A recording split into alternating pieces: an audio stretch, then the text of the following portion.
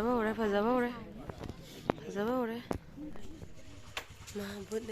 Hello guys, welcome to my channel. Ngasi Phunal marin kage na tawri. Ngasi dilai chil yengba chala dawbane na hekta pung 3 daine ba hawgalise. Nangai matam harodi pung 3 gase ahing oiba matam oidone ba ko. Pung 3 je mikap thokla jo manga makai ta dringai haidi ta dribo dum tumjala laidoine ba. Hauste amhen ingjaramne hause amka jo thingdarak pa yana lairi. Aitajo ngasi di mayamse haw tawdana yengrasi haramnina yengba thoklaine yawne pung mammi je lambi gase. Mammi ba ko sije mamazu mamna dum yengbado panghaunabane na ngantana hogalaga dum honare. Maka tana sum yengminase. Bana buhan idore hausi tangsan yosera. Ching. Betul mana mu? Kalau panik tu. Sensor. Ngan thok na handana. Lấy chữ ngữ phong đấm nó không quật thì nhưng mà lẽ sai cho lịch ngồi chỗ rất là mình là rất kịp là cần mình đi cả đó nó mình đang tập tuần thì bắt luôn cái người tung về là người bo môi đầu đi đánh đâu đấy na nó ngang mà nó hàng gì đâu đấy cũng một cái là mà cái là đồ hàng gì đâu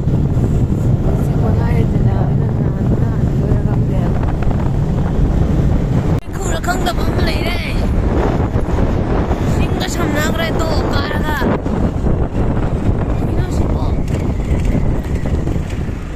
lại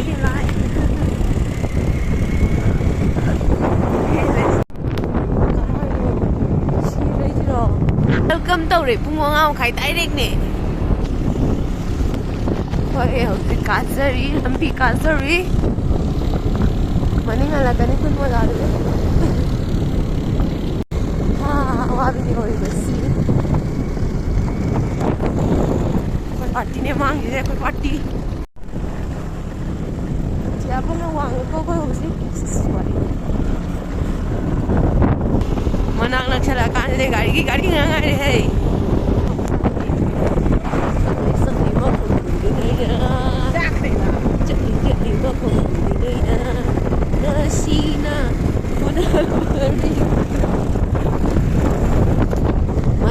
Sunday da spot ama hey video na magi hoi de ni ko isai chak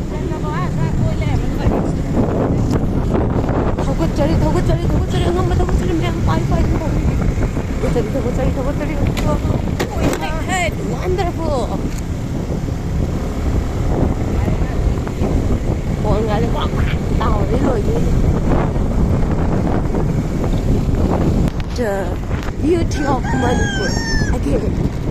London la subitsina ben babusuk na grene beginning ngare gari khara kari ba saida saida je lambi je moina mo khara phajala hala I hear the beat, it's in my chest, got me feeling some kind of way. I confess. Lambi se tahiya bani ki matum gadiya bani sangalapati ai. Kidi nungai koi tri.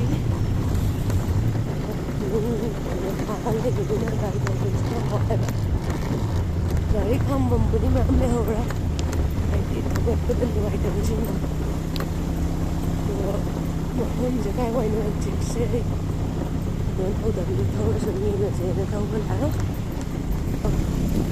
Ini yang gari pakai makan bercakap cakap. Lambi je yo, deling dana gari je, saya pak tu mani le apa? Pak tu selaga kong nasi sirah gari. Which one is the correct way? Video ikrom cali jalan ngomong je. Som jalan bermal. Saya jalan berapa?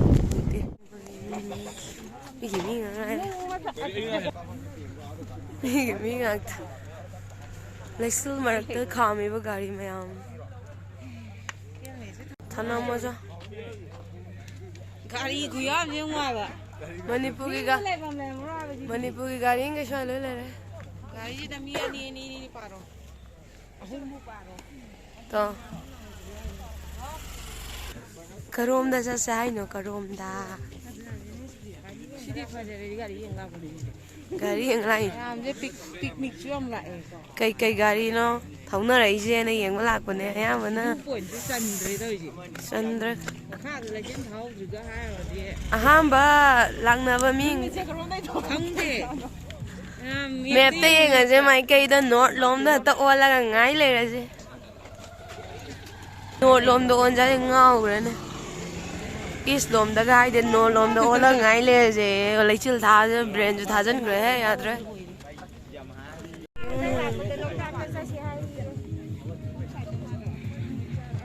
Cái đầu rồi nắng đi nắng nghe thâu da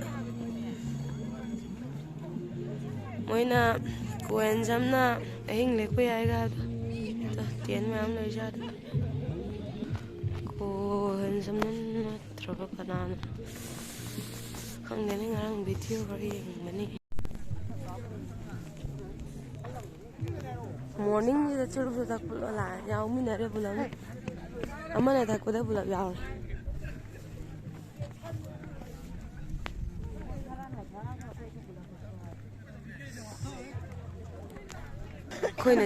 Aku ini celu raga nih pa fasa trira kano hai trira kano tau ra idea aja fasa na lau raga na lak pane pa first ni na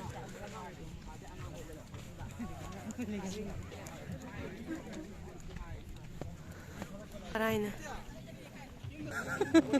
Last. Ni kalau cangga wa. mi jing je thaja da na yau ngan na ram ko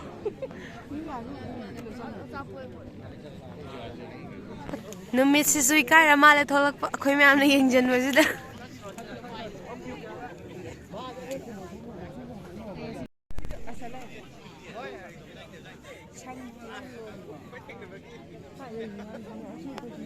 lấy chiếc liền có lại là coi lấy chiếc vớt này nghe em gì cũng tha chứ lẽ Yourure tôi mi cái mi ngang ngang này ai cái nói đó em nữa tha cái Sunday da we are waiting for Sunday da now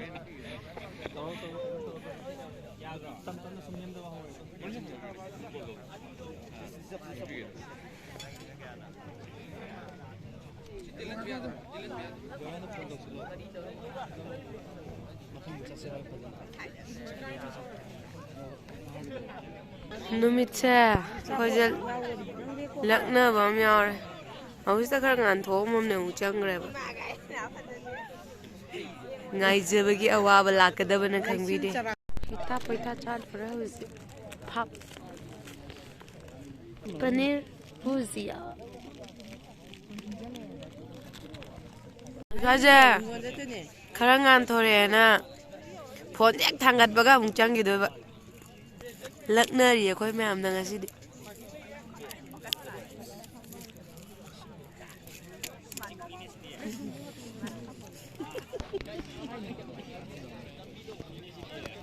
럭너기 양나 럭너기 컨드나 럭너기 나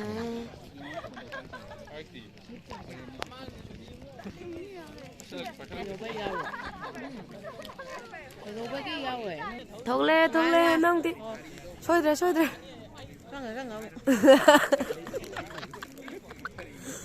lắc nơ đi wow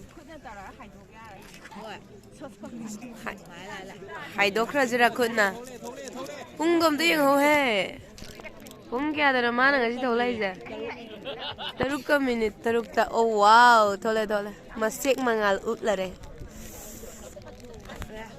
wow asigi da mang lag che bani nangaroi dre khalu bani akhoi yorak tri na mana ulam dre wow agi phone phajaba da wow hai be adre kap se ninge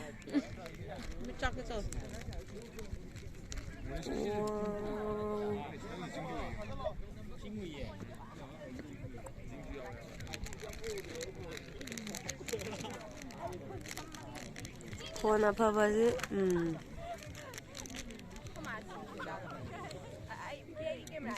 ꯀꯣꯔꯧꯍꯟꯕ ꯀꯩꯗꯧꯔꯦ ꯀꯣꯔꯧꯍꯟꯕꯁꯦ ꯏꯀꯥꯏꯔꯦ ꯃꯌꯥꯝ ꯊꯤ ꯌꯥꯝ ꯂꯩꯔꯝꯕꯁꯦ ꯉꯁꯤꯁꯦ ꯀꯣꯔꯧꯍꯟꯕ ꯏꯀꯥꯏꯈ꯭ꯔꯦ ꯆꯣ ꯆꯣ ꯆꯣ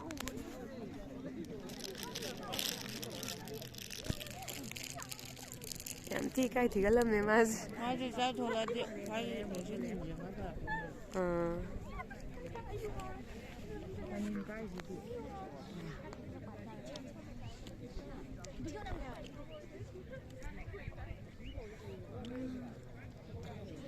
ꯈꯔ ꯊꯣꯛꯂꯛꯑꯦ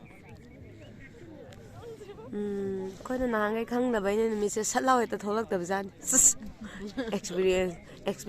ꯑꯦꯛꯁꯄꯤꯔꯤꯌꯦꯟꯁ ꯃꯥꯁꯦ ꯑꯃꯨꯛ ꯍꯥꯏꯐꯦꯠ ꯍꯥꯏꯗꯣꯛꯀꯦ ꯇꯧꯕ ꯑꯃꯨꯛ ꯆꯪꯕ ꯇꯧꯔ ꯂꯩꯔꯝꯕꯖꯥꯠꯅꯤ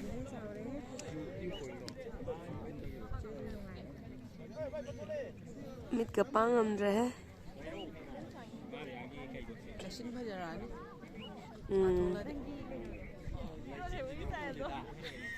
ꯐꯖꯕ ꯃꯁꯦꯛ ꯃꯉꯥꯜ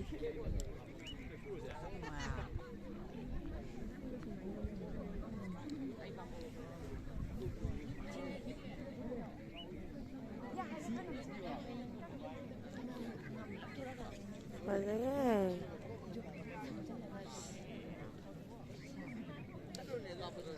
Magi manaki je chinga mandra nongja.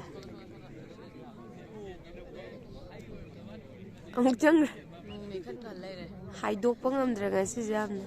Sat launa. Khudang sidare koi di stand out ba koi.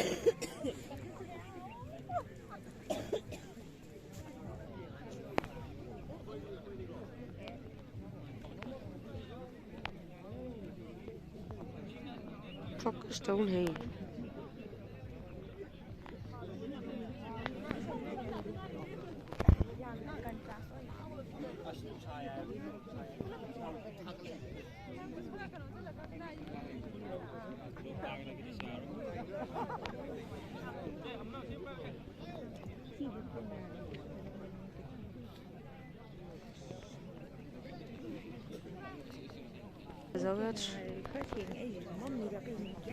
Brightness like a grassing a cadra.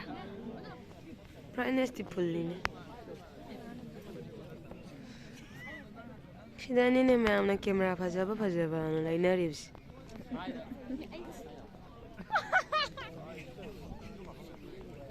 Phajaba, a koi basic bazaret.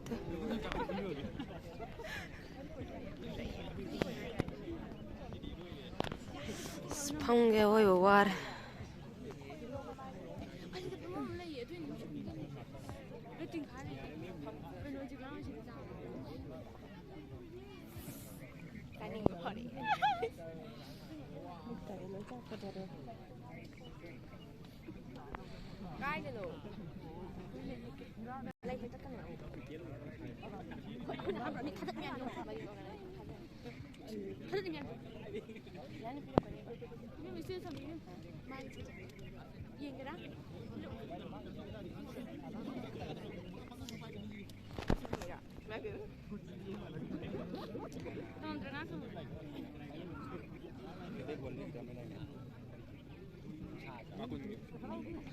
Numit talk with them in Mangachang. A Mukchangama. Fazana Lakner in emails. Lakner. I know as is ever.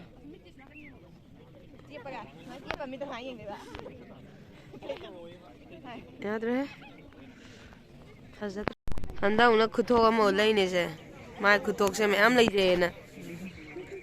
Brightness at the cup kiving and I get quite like so and the bitch shall lock up kivy in the Tokaleva said. The make interview low line. How the sun rises. Hi, then that evening. Nale. Mitanan by one can order the phone that in Aluadre. Phone the Tara and Milla Mentadre. Papa phone. I don't know who does sunrise. 이게 sunrise 거. 시 솜덕이 더고 까뿐. 또 하이제 따브라 솜덕이 또 오나.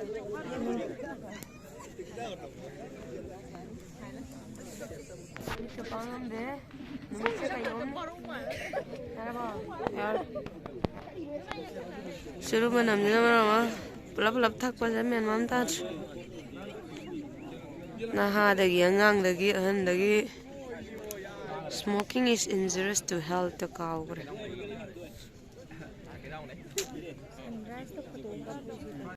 Lai baktani ko akoina hujik lairisa pura lai bangni uriba phibamse. I hear the beat, it's in my chest, got me feeling some kind of way. I confess the rhythm takes over, no room to rest. My heart's dancing, it's a love conquest. Oh, the melody, it's smooth and sweet, like honey dripping from a golden bee. It's the soundtrack to my soul's heat, making me move from my head to my feet. My heartbeat, yeah, it's pumping so loud. It's the rhythm of love, baby, that I found when the music plays. I just can't help but sway. Nothing else matters.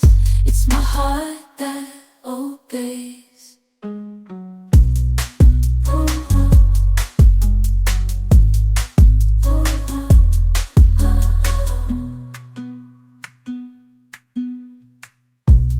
Lost in the sound, my worries fade. Every note, every chord, a serenade with each beat of the drum. My spirit's unchained in the symphony of love. I am unafraid, yeah, it's pumping so loud. It's the rhythm of love, baby, that I found when the music plays. I just can't help but sway.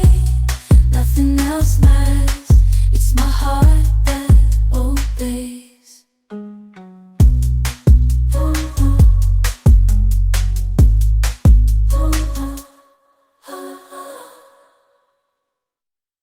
안나부 떠오르게. 혹시 bunga 타래. bunga 가면 이 부마 더 있잖아. 누나. 한나부 떠오르게. 아시리 농아이 좀 오이버니나 미디엄 라이거. 세. Sin di iren sana ubang. 우드라. 아이디 미나가 또비 카메라 파보다가 그나 떨어버리죠. 두이가나 마탕기는 카 땡나 라지나. ngasi sunrise 우래 마탕나 라이진 버전나 우나바. Si mathak si laisin leitraga makhawaida. 우라간다 버전도네바. 미나 버전이다. 오케이. 필름니다. 아이게 그노제 메모리즈 스페이스풀 하래. 히말라야 징자오 바로니 징자오 가라네. 아이절라로. Bogien rồi ta để nè là. Thu ngang sa muối mà nó. Chụp sẽ hào ấy. Ai thắc coi thắc trở ra mi thắc cũng đã miao rồi. Nó sai nó mà đây cái chụp thắc lại gì coi nè. Sắc sẽ nắp sẵn là các bạn rồi. Cuộc sẽ tung cái gì lắm mà nè đó. Sẽ cho lừa được full mềm chứ. Full mềm chứ nó ngà rồi nó nắp sẵn cái nó đâu chơi đâu đâu full. Tiếng gần. Tuh.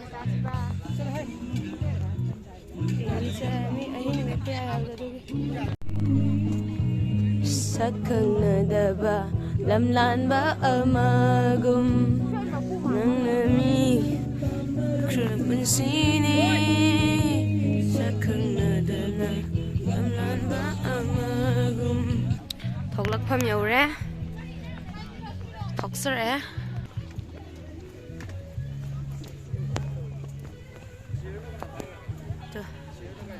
Manipur gari में हम सारे ले रहे हैं तो साइके man Gari park tꯧꯕ ꯑꯃꯗꯅꯦ ꯑꯩꯈꯣꯏꯅ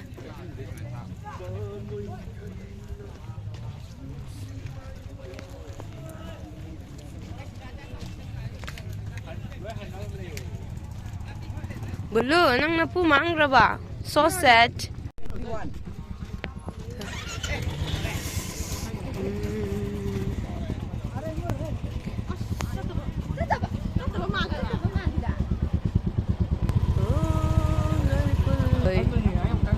Nangona kanana lay kulo hay.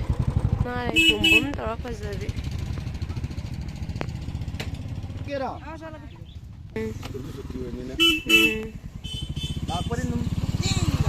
Oh, aduga Sunday na khara hen balak baje. Amuk thongduk sare.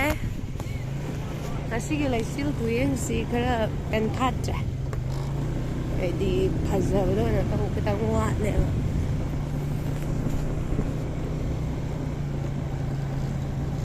Mi này xe mà không hầu thế này xe ra đúng ngang thế này hầu chứ đó nâng lên xa cái người muni ai nè nâng view point hai mình sinh mà tồn ngoài đôi đi sinh gì mà tồn đó view point này vậy cho thằng ăn này mà ninh đã leo với nó ngay tiếc cái sinh kabanina gari masa fattaba gadi chatpe haro hadi brake nung basna kana tawdaba engine yam phari boina chatragadi lambi se sing mathang jong pharakpanina kaino hobagi mai hobagi chances adum leiganeba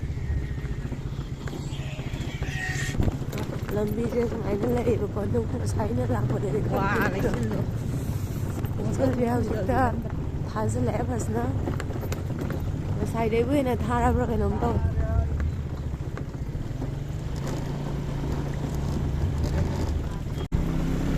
phải là ngâm bồng có vật vả một chúng ta vỡ tàu của mình nữa chúng ta cắt ra đi ra ngoài rồi gái nó cũng tuồng vào coi nè cũng tuồng vào cái tàu này đấy Siya lada to kita nga na tawag tabi dito. Ayuk kum daw ra.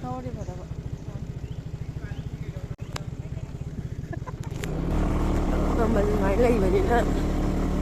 Lại lấy cái tăng thơm nó phải vậy.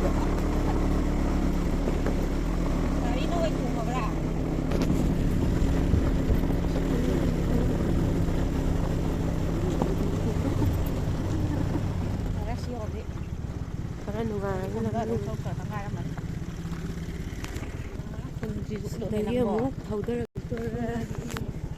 to magi ko na dum mari ko nan ta ko sa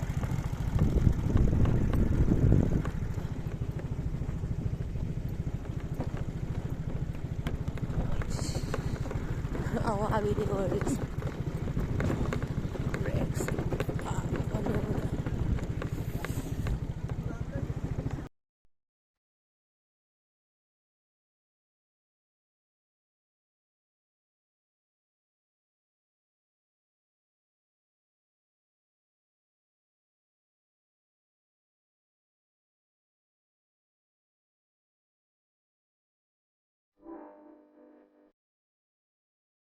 lấy ra cái bóng là đấy là đang đến hàng tầng ngoài à đây là video mà tiệm mà nằm thuộc vào này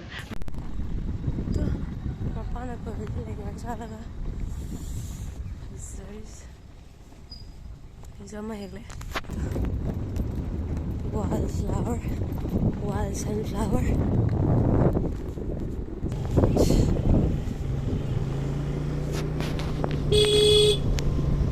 and view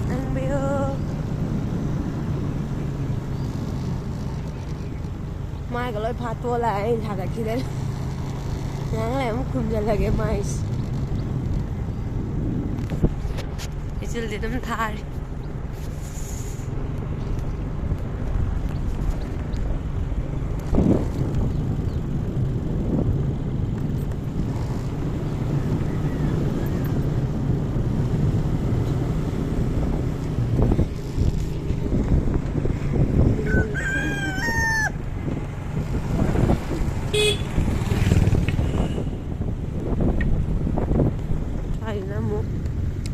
glass ꯈꯔ ꯊꯥꯏꯕ ꯑꯗꯨꯗꯨ ꯀꯨꯏꯅꯒꯤ ꯃꯃꯥꯡꯗ ꯊꯥꯈꯤꯕ ꯑꯣꯏꯗꯣꯏꯅꯦꯕ ꯀꯥꯏꯔꯦ ꯑꯗꯒꯤ ꯍꯟꯗꯛ ꯃꯤꯒ ꯑꯗꯨꯝ ꯍꯥꯏꯗꯤ ꯃꯃꯥꯡ ꯆꯍꯤꯗꯒꯤꯅꯤꯅ ꯌꯥꯝ ꯀꯟꯅ ꯂꯥꯛꯅꯔꯤꯁꯦꯀꯣ ꯃꯃꯥꯡ ꯆꯍꯤꯗꯒꯤ ꯃꯤ ꯃꯌꯥꯝ ꯂꯥꯛꯅꯔꯕꯅꯤꯅ ꯀꯥꯏꯕ ꯈꯔꯗꯤ ꯍꯦꯟꯖꯜꯂꯕꯖꯥꯠꯅꯤ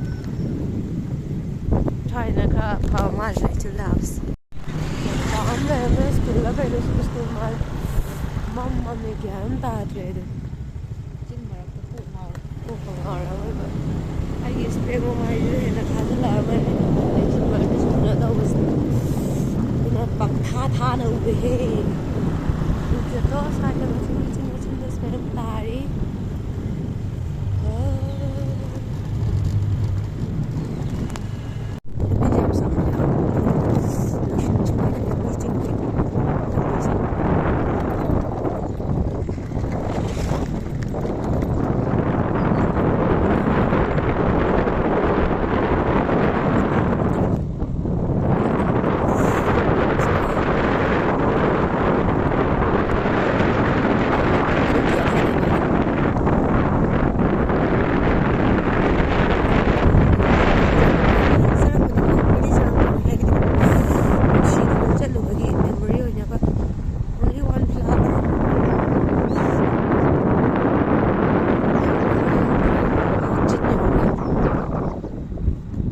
ꯄꯥꯏꯟꯒꯩ ꯊꯧꯈ꯭ꯔꯕ ꯖꯥꯠꯂꯥ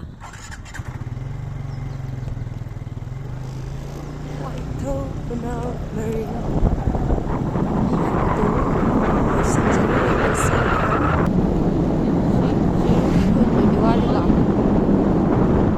garise thꯧꯕꯗ swaise sanam sanrokat mai chꯠꯊꯣꯛꯇꯕꯅꯤna haidi bai chꯠꯇꯕꯅꯤ som side ꯁꯤ ꯈꯔ ꯄꯣꯠ ꯑꯃ ꯋꯥꯠꯂꯦꯕꯀꯣ side boardꯗ sanam sanrok ꯇꯧꯍꯧꯋꯤ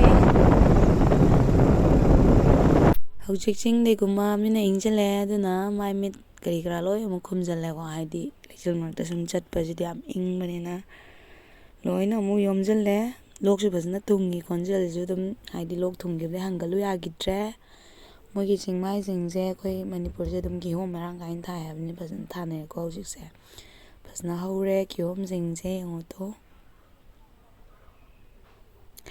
ꯁꯤꯒꯤ ꯃꯐꯝꯁꯦ ꯉꯁꯥꯏ ꯑꯌꯨꯛꯇ ꯂꯥꯛꯀꯥꯟꯗ ꯍꯥꯏꯗꯤ ꯃꯝꯂꯤ ꯇꯧꯕꯅꯤꯅ ꯌꯧꯔꯦ ꯒꯥꯏꯁꯤꯅꯦ ꯈꯜꯂꯤꯁꯦ ꯐꯨꯅꯥꯜ ꯃꯔꯤꯡꯁꯦ ꯑꯗꯨꯒꯗꯤ ꯋꯥꯏꯊꯧꯅꯒ ꯆꯤꯔꯨꯒꯤꯁꯦ ꯑꯣꯏ ꯂꯩꯔꯝꯃꯦ ꯑꯗꯨꯅ ꯑꯩꯈꯣꯏꯅ ꯑꯍꯥꯟꯕ ꯂꯥꯛꯄꯗ ꯑꯁ ꯀꯩꯅꯣ ꯌꯥꯝ ꯊꯤꯅꯛꯑꯦ ꯁꯤꯗꯤ ꯀꯥꯏꯅ ꯈꯜꯂꯤꯅꯦꯕ ꯑꯗꯨꯒꯗꯤ ꯑꯣꯏꯔꯝꯗ꯭ꯔꯦ ꯊꯧꯕꯗ ꯑꯁ ꯐꯖꯅ ꯆꯠꯂꯦ ꯂꯝꯕꯤꯗꯣꯀꯣ ꯃꯌꯥꯝꯁꯨ ꯑꯗꯨꯝ ꯚꯤꯗꯤꯑꯣꯁꯤ ꯌꯦꯡꯕꯗ ꯈꯪꯕꯤꯔꯝꯃꯅꯤ ꯀꯌꯥꯝ ꯂꯥꯞꯄꯦ ꯍꯥꯏꯕꯗꯣꯀꯣ ꯐꯖꯅ ꯂꯥꯞꯄꯦ ꯑꯗꯨꯝ ꯋꯥꯏꯊꯧꯒꯤ ꯍꯥꯏꯗꯣꯛꯐꯝ ꯌꯧꯔꯦ ꯑꯗꯨꯗꯒꯤ ꯃꯦꯟ road ꯇꯥꯖꯔꯦ ꯆꯪꯉꯦꯕꯀꯣ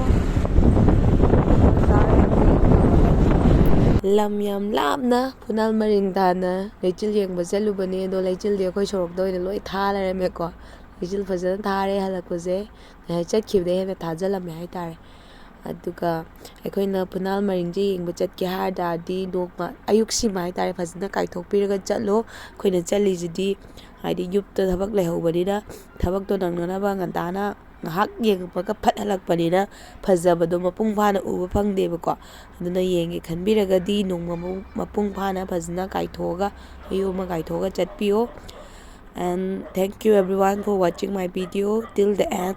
Thank you. Bye bye.